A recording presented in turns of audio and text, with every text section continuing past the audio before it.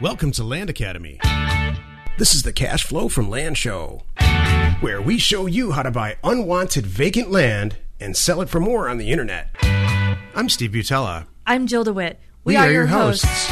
With over 15,000 completed transactions, we are the experts in this niche land flipping business. We hold a drawing to win a free property every month. Enter to win by reviewing this show on iTunes and downloading our free ebook at landacademy.com. All right, let's get this show started. Welcome to the Cash Flow from Land show. In this episode, Steve and I talk about how to price your land when you buy it, when you sell it, and everything in between.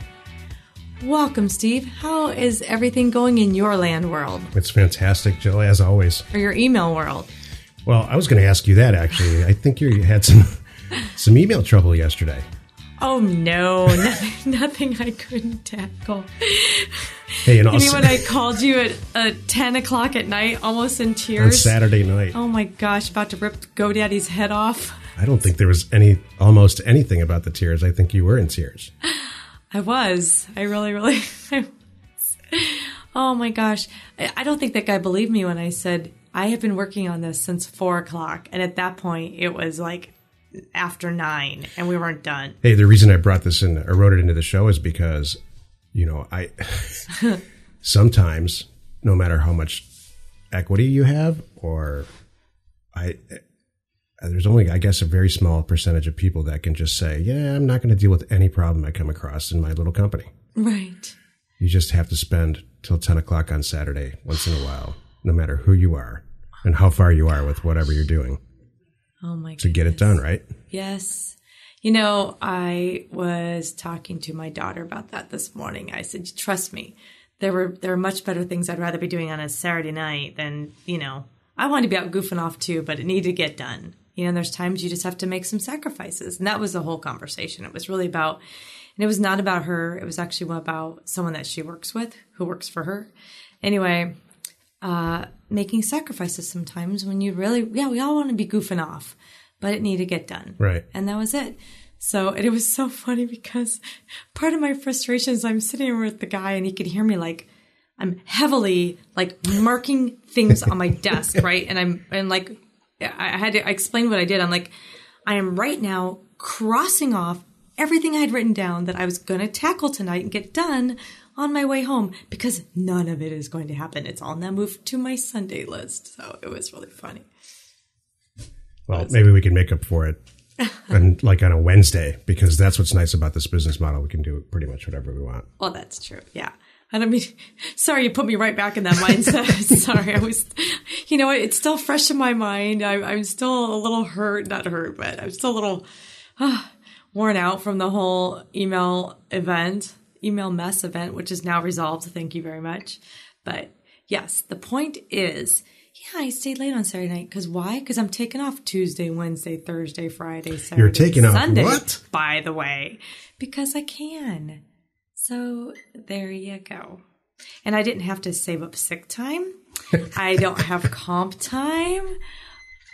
Any of that. So, yep. All right. So that's enough about me. What's going on with you? This is, I've been paying an incredible amount of attention to our regular listening audience. This new podcast we just launched here, it's, 25 episodes old. An overwhelming positive response we're getting, actually an extremely positive response. But one of the things that I've heard between the compliments is you guys are horsing around a little bit on this one, and you're not really answering as many questions as you did on the last one. So I wrote a series of, 15 or so episodes that are a little bit shorter, same format, but we try to answer direct questions. And cool. I think, what was the name of the show today? There's a direct question in this, I think. It is. This is me. I get to ask you. This is me interviewing you. Stephen, how do you price your land on the buy side and the sell side? Would you share that with us, Well, please? Jill, that's an excellent question. I'm glad you asked. I don't usually get, it's funny. I don't usually get to interview you. And even when we say we're going to do it, you kind of always just kind of take over as the host. So I'm going to try to keep you in your place right now. I am the host. Would you please answer the questions? I saw Oprah Winfrey being interviewed on the Ellen DeGeneres show, and it was that's exactly what happened. It's just so in her bones to be kind of the hot talk show host that Ellen started. She talked for about a minute and a half, and then Oprah took her whole show over. And I bet it was one of the best rated shows ever. Mm-hmm. Well, didn't we see her just a couple weeks ago on what was the Channel 5 for us? ABC Morning with Charlie Rose and Nora and Gail. Yeah, same thing there, That's right. Oprah's sitting there, and before you know it, it's not their morning show at all. she bought the radio station. The television station. Right. Well, and it's not even that Oprah's demanding everyone's attention. Everybody loves her. You're just drawn to her. It's the Oprah effect. Yeah. So you have the Oprah effect. Oh my gosh. I have the Oprah effect for 15 listeners. Steven, you're my Oprah. Oh my God. It's yucky beyond discussion. Okay. All right. Steven, back to the point. Will you please walk us through, how you price your land? What's important to you? How do you do this? Excellent. So this is how I have priced our land since the 90s. You always start with what you're going to sell it for. So it takes a bunch of research. You go out on the internet, you go on certain websites like LandWatch, Land and Farm, and eBay, let's say, Craigslist maybe. If you really want to get serious about it and you're new at this, I would do all of those things all the time. Zillow and Trulia too. So what is that? 5 or 6 sources. And you kind of see what other properties are selling for or what they're listed for. And then you work your way backwards. So my theory is, especially when you're new in this business, you always want to be half of the price of the lowest comparison value. So let's use a real quick example. 40 acres in northern Arizona. They're all selling for generally $20,000 or $30,000, but there's some rogue guy out there that wants to sell his for 10, or let's say 12. 12 is a great number. So if a property, the lowest priced comparison value they can find is $12,000, you want to sell yours for $6,000, but you want to double your money. So you want to buy it for $3,000. 3 acres for $40,000? Wait, did you do that backwards? No. 3 acres for $40,000? Oh, 40 acres for $3,000? I went, wait a minute. Hey, as the host of the show. Wow. Thank you for correcting me. My dyslexic math. So I didn't tune out, did I? I thought that you totally tuned out. No, I heard that right. It came out wrong. I'm sorry. It's okay. So 40 acres for $3,000. Right. So it all starts, my whole point is this. It starts with what it's selling for, and then you move your way backwards. So, okay, great. So, how do you do that? You've got a long list of property. You're going to send a bunch of direct mail to people who own these properties. And you've identified them as people who don't want their property. And they're probably going to call you back and say, yeah, please write me a check for $3,000 or whatever. So you can price it on a price per acre basis. In general, we never pay more than $100 an acre. Or you can price it on a price per lot basis, and I generally try to price the lot types at about a static price, regardless of size. So if it's a quarter acre, it's 3/4 acre, maybe it's an acre, maybe it's just a really cool lot in Michigan that's got some waterfront access, or it's got some attribute like that. Then I'll do a static price of maybe $500, maybe $1,000, maybe $1,500, depending on the issue. But I always, my point to this is this: I always make sure to check it out based on what's being sold right now. Got it. So that in a nutshell is really how we price property. We price it based on other people selling properties in the area, and then we try to have our sale price half of what the lowest comp. Why? Why do we do it? Why is it so cheap? Well, wait a minute. Yeah, what if I don't want to sell at that price? Why would I do that? Why wouldn't I try to squeeze more out of it? That's an excellent question. I answer it 20 times a week probably. The rest of the world believes in maximizing value on any piece of property that you own. So, yeah, why the hell would I price it so cheap and it sells so fast and leave money on the table, right? That's what you're intentionally doing. You're intentionally leaving money on the table. You're doing it because you want to turn inventory faster than you can imagine. You have a couple of choices when you own a piece of property. You can price it real cheap, sell it really fast, and get into the next deal as fast as you can, which is what we choose. Or you can sit around for a year, get maximum value.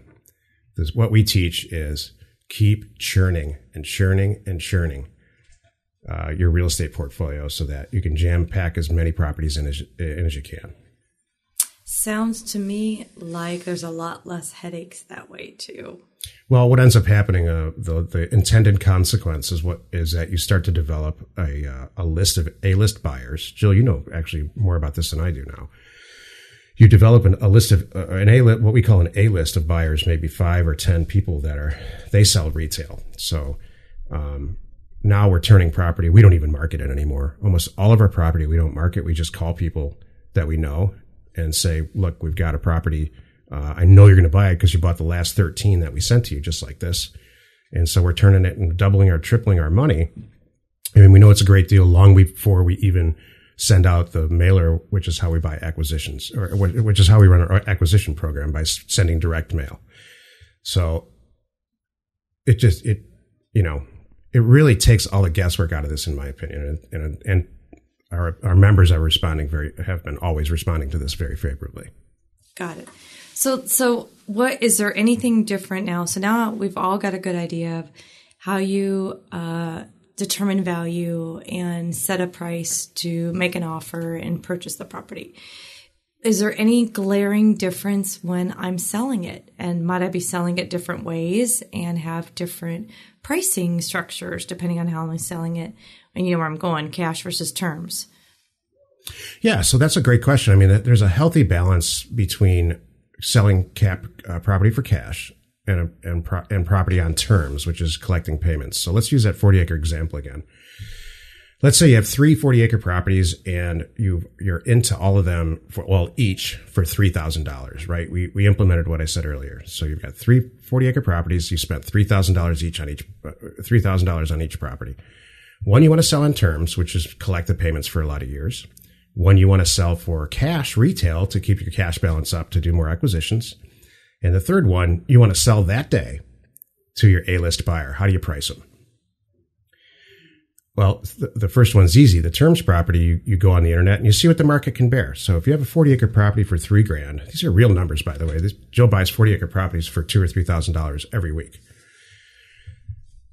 You have got the property for you go out on the internet. You go up to, specifically, I would go to LandWatch and I would see terms properties are generally selling for about, I don't know, $15,000 to $18,000, maybe $25,000. I would price it right around there. And I would make the down payment incredibly low, probably $197 a month and $197 down. No one does that. Now you're immediately the cheapest person in the market. And if the property looks good, if you've done your job about doing the maps on the internet, doing a good description, making sure you're getting the word out, it's going to sell very quickly. The second property. I was going to say, okay, so these payments, how long am I? So I'm going to get $200 a month for how long typically?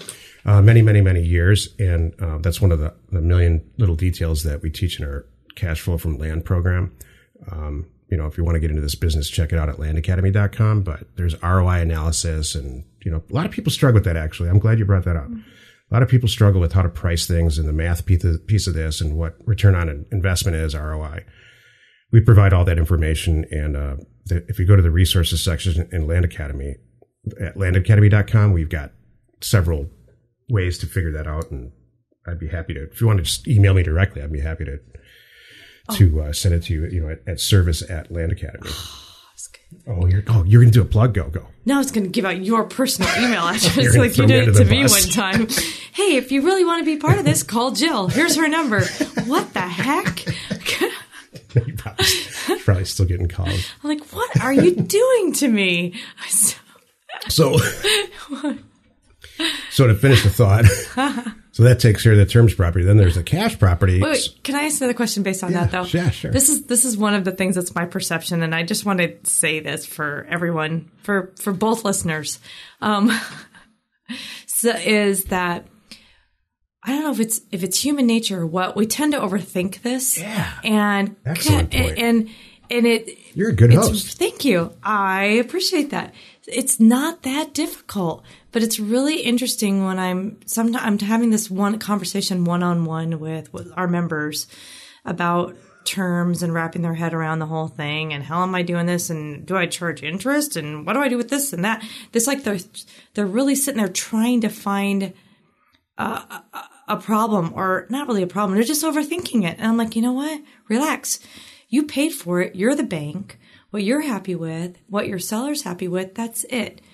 Yes, and we help with all the details of how to, really get the transaction on paper and all that. So everybody's, on the same page. But my big picture is don't overthink it. It's not that hard. And so wait a minute, I can buy it for this and I sell it for this and I just sit back and let the payments come in and I don't have to worry about it. Yes. The answer is yes.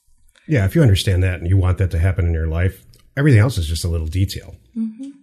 And we have all the answers for that because we've done it the wrong way and the right way for 15 years at least, maybe more than that. So, right. Yeah, principal and interest and payment structure and all that, it all comes down to one simple little spreadsheet that I've been using for years and years. It's one that I wrote and designed, and I'm happy to share it with the world. Mm-hmm. Thank you. So back to our other option. Now we're doing the cash sales. Give us a little snippet on that. So cash sales is something that I think that everybody, when they get into this business, and it's the vast majority of our members are interested right in the beginning at cash sales, and then they kind of graduate themselves to term sales. So in that example, again, you're into the property for $3,000. You bought it right because you did all your research. So you generally want to double your money. So you're going to go out and sell the property or market the property on the internet for $6,000. 40 acres in northern Arizona, good pictures, good maps, good customer service. How long do you think it's going to take to sell a $6,000 40-acre property on the internet? Oh, and by the way, I'm here to tell you from based on experience, it's going to sell in the first 3 minutes. It's going to go fast because you are the least you're half by half of the cheapest thing out there is the main thing, because you by design you didn't buy that property unless that was one of the criteria that you had to fulfill before you purchased it.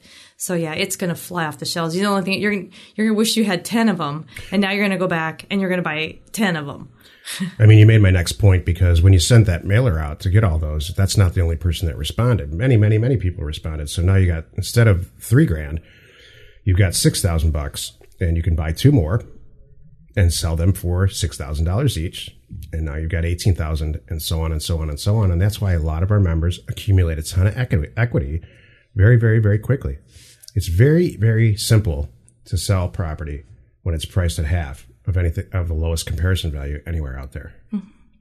And keep a bottle of Maalox on your desk, because when you leave money on the table like that, it's going to take a good 12 months or a year to get used to it. It was killing me when I started just leaving money on the table like that. And in the end, you win. Everybody wins. Well, all I could think of is Mike Dugan, because he's a member of doing exactly it. Just like you said, he picked a market. He bought 11 5-acre properties. The first 2 sold. He already recouped everything he put out, and he's got 9 5-acre properties left that he's doing. He's flipping now. It's awesome. Yeah, I mean, he made, I don't know the exact dollar amounts. It's more like, I think we figured pushing $25,000 or $30,000 in his first month. If he does it all wrong. Yeah, I mean, and he did it right. He left a bunch of money on the table. Now he's got $30,000 instead of whatever he paid. I don't know. It was very small. It was like $5,000. Exactly. Or something like that. But now he's got, if he does this right, he's never going to have to put any money into his company again. Correct. I started a company with $500. Yes. We generated $20 million over the years. And you still can. $500. No one believes me. But you know what's interesting about that? What's funny is that even though over the years, I mean, when you did it back in 99, it's kind of sad, but we can still find properties in a similar price range to probably what you were working with in 99, correct? Right. So, yeah. Cool. So, and then to wrap it up, my third example is, and this is, in reality, this is what we do here at Landstay, what Jill does and her team, is that same example. If you're into the 40-acre property for $3,000, you, long before you even send the mailer out, what's going to happen with the mailer. And you're going to sell the property too. So she's got a good, tight little group of A-list buyers, and they're ready to write $6,000 checks all day. So we don't, in the end, and this isn't beyond the scope of this, we don't really even actually write the $3,000 check to buy the property anymore. We collect the money before we buy it, and then there's a lot of different ways to describe it, but it's my favorite way, and that's how it works. As an option. And we'll talk about that in another one. It's an option, right? You're a good host. Exactly. Thank you very much. Well, thank you very much, Stephen. I really appreciate that. Was really valuable and perfect timing. I think a lot of people have been asking this question. I see this often, and I know this is going to be a really well-received podcast episode. So thank you for doing that. Thank you for listening. This is a lot less horsing around and a lot more like lecture type information. Is this good or not good? I don't know. I mean, we're going to find out. We'll find out. I guess you got to do some of the work, right? It's more fun to just horse around, though. It kind of is. But it's fun when you learn something. It's fun to have fun and learn something, too. All right. I think. I agree. All right. Thank you, everyone. Let's go buy some property. Sometimes it's fun to listen to a guest that we interview. Some of them are good, but you want them to bring value, really good value to it. Yeah. Well, you can't have a show just talking about nothing. Why? Other people do. Yeah, you're right. They do. I'm not going to name names. I'm not going to name names. You're exactly right. They do, Joe. They do. If I'm going to be here, I'm going to be here for a reason. I like to think that we're teaching some stuff, and I think the feedback that we're getting from our members, and we're watching how much money they make on Success Plan. Mm-hmm. I think it's, I think we're doing our job, but I think there's a specific section of listeners. What did you talk about today? There's certain people that kind of just sit on the sideline. How did you put it? You put it perfectly. Oh, in the car earlier. Yeah. Oh, the people that they're like stalking, like they're watching and gathering all the information, and then they finally act. They're on the sidelines for a while. Yeah, they're not participating in any of the discussions, but they're logging in, they're reading, they're absorbing. They just are for some reason skittish about chiming in and asking a question or something. It's just interesting. Yeah. Skittish? Skittish. Did I say skittish? What's wrong with skittish? I don't know. Nothing. It's just funny. You come up with some funny stuff, Joe. That's all. Nothing's wrong. Thanks a lot. We hold a drawing to win a free property every month. Enter to win by reviewing this show on iTunes and downloading our free ebook at landacademy.com. If you want to get involved or you need more information about our profitable, niche real estate operation, call 480-467-0359. You just might get Jill at the other end of the line. landacademy.com. You are not alone in your real estate ambition.